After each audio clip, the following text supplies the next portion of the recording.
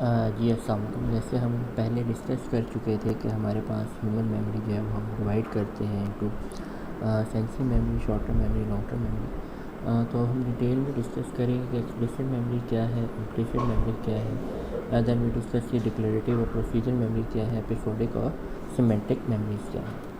तो सबसे पहले जो हमारे पास आता है दैट इज़ एक्सप्लिसिट और डिक्लेरेटिव मेमोरी आ जाता है। अब एक्सप्लिसिट और डिक्लेरेटिव मेमोरी की जब हम बात करें तो वो क्या है, मेमोरी रेफर्स टू नॉलेज और experience that can be consciously remember. अब कॉन्शियस क्या है कि आप एक चीज़ को हाजिर नाजर जान के हुए आप जब चीज़ को रिमेंबर करते हैं, याद करते हैं, वो क्या है आपकी एक्सप्लिसिट और declarative memory. Mean when you are in conscious level, आप चीज़ों को समझ बूझ के जब चीज़ों को याद कर रहे हैं, उसको एक्सपीरियंस कर रहे हैं, उस नॉलेज को गेन कर रहे हैं, तो वो बेसिकली क्या है आपकी एक्सप्लिसिट और डिक्लेरेटिव मेमोरी है। अब जब हम एक्सप्लिसिट मेमोरी की बात करते हैं तो उसमें आपके पास दो टाइप्स आ जाती हैं in explicit memory. One is the episodic memories and other one is semantic memories. जब हम एपिसोडिक मेमोरीज़ की बात कर रहे हैं तो वो क्या है, memories of autobiographical event, situations and experience.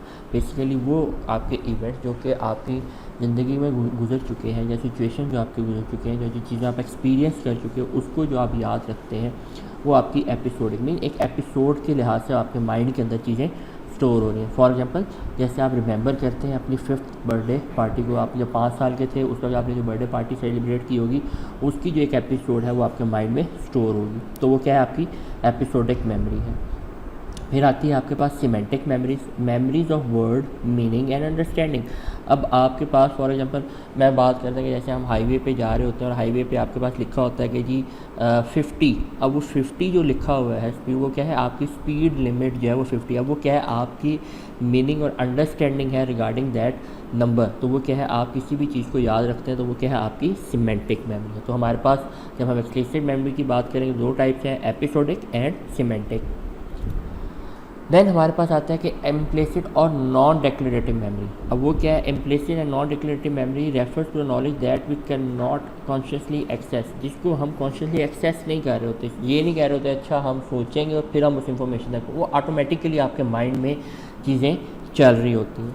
तो जब हम इम्प्लिसिट मेमोरी की बात करते हैं उसमें हमारे पास जो पहली टाइप आती है that is a procedural memory. अब प्रोसीजरल मेमोरी क्या है, procedural memory refers to our knowledge of how to do things when you walk from one place to another place, speak to another person English, dial a cell phone, play a video game, we are using procedure memory. For example आप जब game खेल रहे हैं, और आजकल lockdown और pandemic की situation में मोस्टली स्टूडेंट्स घर में क्या गेम खेल रहे हैं, पबजी खेल रहे हैं। अब वो पबजी में आप कॉन्शियसली चीज़ों को नहीं कर रहे, वो आपका माइंड एक प्रोसीजर वे के साथ उस गेम में आप लॉगिन होंगे और आप उसको स्टार्ट कर देंगे। सेम एज इट इज़ जब आप किसी से बात करें, दोस्त से आप बात करेंगे तो आपका बात करने का तरीका डिफरेंट होगा, अपने भाई से बात करेंगे तो बात करने का तरीका डिफरेंट होगा, अपने फादर से बात करेंगे बात करने का डिफरेंट होगा। और same as when you are talking with your teacher और इंस्ट्रक्टर, तो आपका way of talking, way of delivery different हो जाएगा। तो वो क्या है आपकी एक प्रोसीजरल मेमोरी है जो कि आपको अलाउ करती है कि आपने किस तरह परफॉर्म करना है इन योर कम्प्लेक्स टास्क,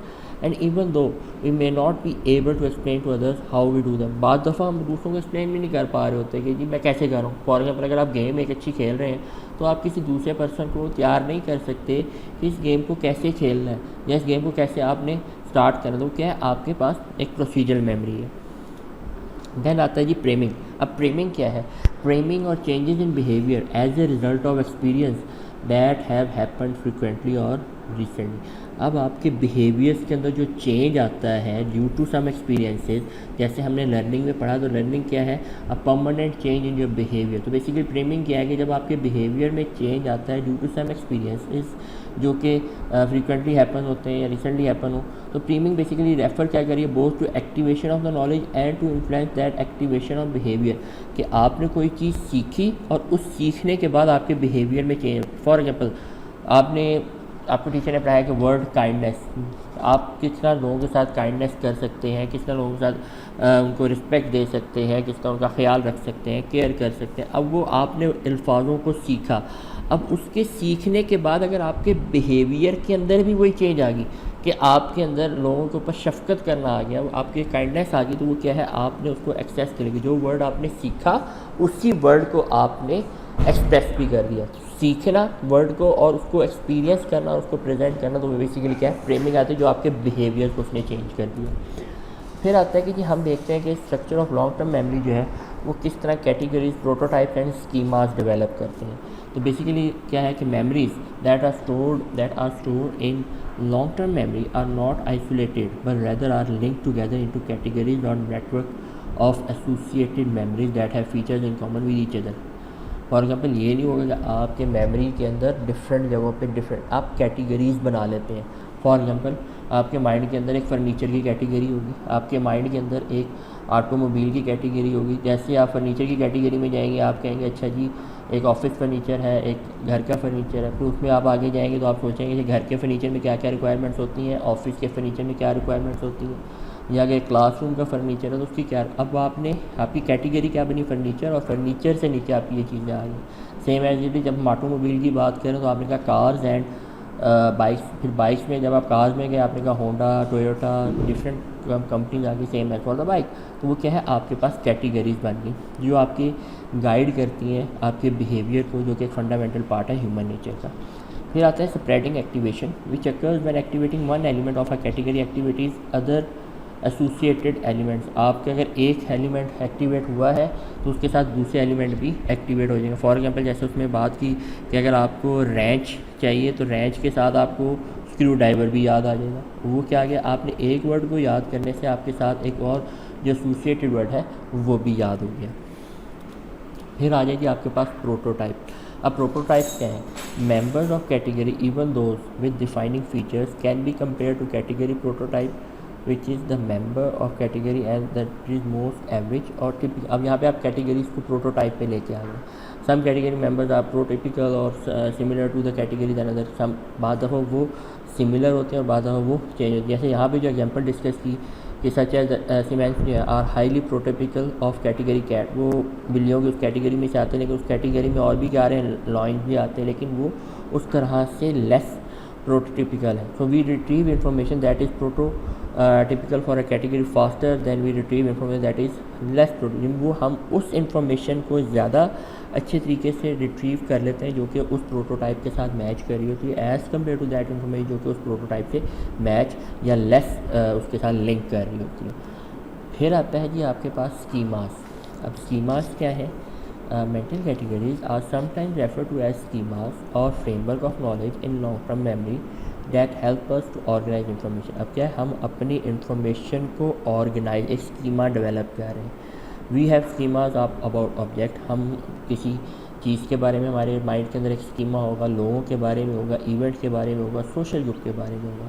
तो schemas are important because they help us to remember new information by providing and organization structure for. Because of that schemas हम उस इंफॉर्मेशन को ज़्यादा बेटर वे में स्टोर भी कर सकते हैं, उसको रिट्रीव भी कर सकते हैं, क्योंकि हमने एक स्कीमा की पोजीशन। फॉर एग्जांपल जैसे आगे यहाँ पे डिफरेंट टाइप ऑफ स्कीमाज आगे, जैसे हमने कहा सोशल स्कीमाज है, हम तो देखना है कि बी रिस्पेक्टफुल होगा, मैंने गार्लिक लिखा है pay for the movie ticket, तो when you are have a dinner, तो आप इन चीज़ों को देख रहे होते हैं। इवेंट स्कीमाज में देखते हैं कि हम जब भी किसी इवेंट में जाते हैं कि अगर आप प्रोफेशनल इवेंट है वहाँ पे आप किस तरह की ड्रेसिंग करके जाएंगे, हैंड शेक करना है, बिजनेस सूट करना है। फिर पर्सनल स्कीमाज में आपके पास क्या आता है, उसकी पर्सनैलिटी को देखते हैं, उसके अपेयरेंस को देखते हैं, उसके प्रेफरेंसेस को देखते हैं, बिहेवियर्स को देखते हैं। तो ये क्या है, ये आपके डिफरेंट स्कीमाज हैं। फिर आप एक स्कीमा अपना भी बनाते हैं कि आप देखते हैं कि जी मैंने डॉक्टर बनना है, मैंने स्मार्ट होना है। सम स्टूडेंट में कुछ लोग होते हैं कहते हैं मुझे सब्ज़ी नहीं पसंद, अब वो क्या उनका एक पर्सनल स्कीमा बन गया, वो सब्ज़ी की बात है कि वो सब्ज़ी नहीं खाएंगे, तो वो क्या आ गया, आपके पास डिफरेंट टाइप ऑफ स्कीमाज आ जाते हैं। देन हमारे पास आता है कि रिट्रीवल। हमने मेमोरी को सारा डिटेल से पढ़ लिया, हमने लॉन्ग टर्म मेमोरी को भी देख लिया। अब आ गया आपके पास रिट्रीवल कि हमने इंफॉर्मेशन को रिट्रीव कैसे करना है। तो रिट्रीवल बेसिकली क्या है, is getting information out of long term memory, कि जो हम लॉन्ग टर्म मेमोरी से अपने लिए एक इन्फॉर्मेशन कलेक्ट कर रहे हैं तो वो क्या है, आपके पास रिट्रीवल है। अब आपके पास इसमें नेक्स्ट आता है जी डिके थ्योरी। अब डिके थ्योरी क्या कहता है, decay theory is an older memory theory propose to explain the loss of information that has not been used over time for long term memory. वो ऐसी इन्फॉर्मेशन जो आपकी लॉन्ग टर्म मेमोरी में थी और आपने उसको यूज़ ही नहीं किया काफ़ी अरसे से, तो आप चीज़ भूल जाएंगे। फॉर एग्जांपल आपने एट द एज ऑफ 15 आपने कैमरा ऑपरेट करना शुरू किया, आपने कहा जी मैं DSLR कैमरा ऑपरेट करूँगा, ठीक है, आपने 2 साल बड़ा अच्छा कैमरा ऑपरेट किया और उसके बाद आप कैमरे को यूज़ करना छोड़ दिया। Then at the age of 35 आपको फिर आता है कि चाहे मैं कैमरा, तो आपने जो चीज़ एट द एज ऑफ 15 सीखी और आपने 15 साल बाद उस चीज़ को दोबारा प्रैक्टिस करना शुरू किया, हो सकता है आप उसको भूल जाए। क्यों? क्योंकि आपने उसके दरमियान जो एक लिंकेज था आपकी लॉन्ग टर्म मेमोरी में वो ख़त्म हो चुका था, वो क्या हो गया, वो थ्योरी में आपकी डिके हो गई। देन आता है आपके पास कॉन्टेक्स्ट डिपेंडेंट लर्निंग। अब कॉन्टेक्स्ट डिपेंडेंट लर्निंग क्या है कि आपके refers to an increase in retrieval when external situation in which information is learn matches the situation in which it is remember. तो वो जब आप जिस कंटेक्स्ट में या जिस एरिया में आपने इन्फॉर्मेशन सीखी होती है उसी इन्फॉर्मेशन को आप जब उस एरिया में जाते हैं तो आप याद करते हैं। For example the car lost keys, आपकी बात होता है घर में चाबी गुम हो जाती है तो आप ढूंढते हैं कि यार अच्छा यार जहाँ मैंने रखी थी शायद वहीं पे हो। अब वो क्या, आप उस कॉन्टेक्स्ट को डिटरमाइन कर रहे हैं कि जहाँ पे मैंने चाबियाँ रखी थी शायद उसी जगह पे वो चाबियाँ अवेलेबल हों। तो स्टेट डिपेंडेंट लर्निंग के आगे state dependent learning basically refers to superior retrieval of memories when the individual is in a same physiological or psychological state as during encoding।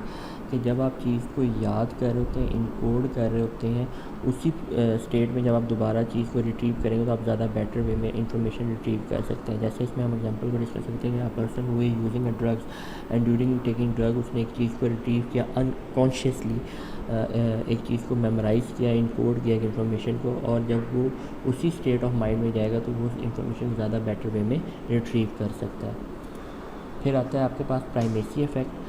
Primacy effect क्या है, रेफर कर रहा है to tendency to better remember stimuli that are presented early in the list. कि जो चीज़ list में सबसे पहले आती है आप उसको ज़्यादा बेटर वे में याद रखते हैं as compare to in the last. For example जैसे एक लॉन्ग लिस्ट ऑफ वर्ड्स है, उसमें आपने देखा तो आपके शुरू के वर्ड्स आपको याद रहेंगे जो आपने शुरू में देखे, लेकिन मिडल वाले वर्ड्स आपको भूल जाएंगे। तो इसको हम क्या कहते हैं, प्राइमेसी इफेक्ट। इसी का अपोजिट क्या है, रिसेंसी इफेक्ट।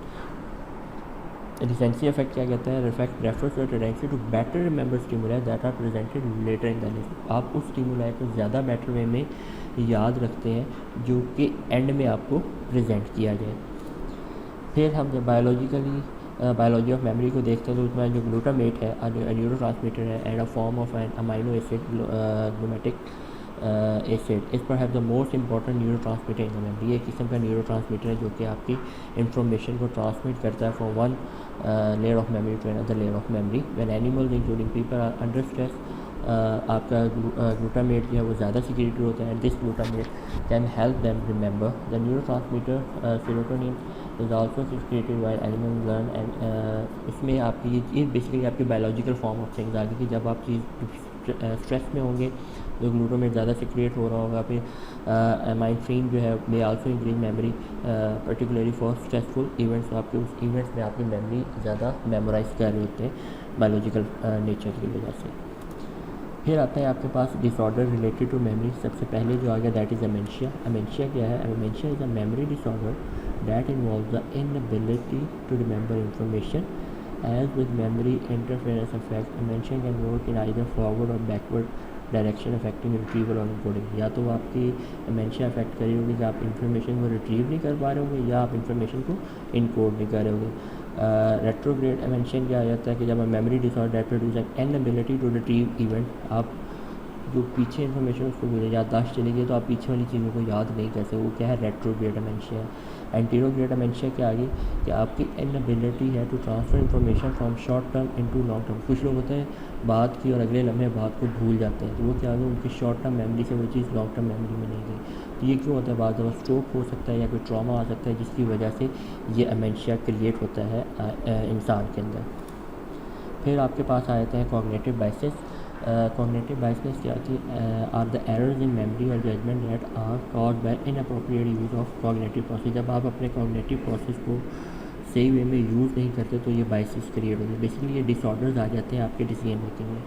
एक पहला क्या आ गया, ओवर कॉन्फिडेंस। बाद दफ़ा आप ओवर कॉन्फिडेंट होते हैं, is a tendency for a people to be too certain about their ability to accurately remember events and to make judgement. आप कहते हैं मैं ये चीज़ मुझे आती है और मैं ये कर सकता हूँ, इट्स ईजी टू गो, लेकिन वो क्या आपको ओवर कॉन्फिडेंस जो है वो आपको उस डिसीजन मेकिंग में अफेक्ट कर रहा होता है। दूसरा schema that is lead to the confirmation bias which is the tendency to verify and confirm over existing memory rather than to challenges and disconfirm them, कि आप उस एग्जिस्टिंग मेमोरी को चैलेंज कर रहे होते हो और डिसकन्फर्म कर रहे हो। This confirmation bias lead us to remember information that fits our schemas better than we remember information that disconfirm. तो हम देखते हैं कि वो इन्फॉर्मेशन जो आपके स्कीमास के साथ रिलेट कर रही हो तो उसको आप ज़्यादा ईजी वे में रिमेंबर कर रहे हो, तो उसके बेस के ऊपर आप डिसीजन मेकिंग कर रहे होते हैं, और एज़ कम्पेयर टू वो इन्फॉर्मेशन जो कि डिसकन्फर्म कर रही होती है। लास्ट में आपके पास आता है functional fictiousness occurs when the people schemas prevent them from using an object in new and non traditional way। आप जब एक अपने ट्रेडिशन से हटके कोई चीज़ यूज़ करना शुरू होते हैं तो वो आपको मना करता है कि you can not do it, तो वो भी आपके पास क्या आता है, आपके डिसीजन मेकिंग में एरर आ जाता है। So thank you for your listening. तो इस लेक्चर में हम लोगों ने डिस्कस किया कि हमारी मेमोरी और कॉग्निशन किस तरह काम कर रही है और हम किस तरह अफेक्ट कर रहे हैं ताकि हम उस लिहाज से वर्कआउट कर सकें। तो ये हमारा आज तक का जो आज का लेक्चर था, जिसमें हमने पार्ट 1 में डिस्कस किया अबाउट मेमोरी एंड कॉग्निशन, और सेकंड पार्ट में हमने डिस्कस किया कि मेमोरी कितने टाइप की है, और उसके बाद हमने देखा कि कौन से एरर्स आ जाते हैं, कौन सी आपके पास बाइसनेस आ जाती है while making a decision. So thank you for your listening.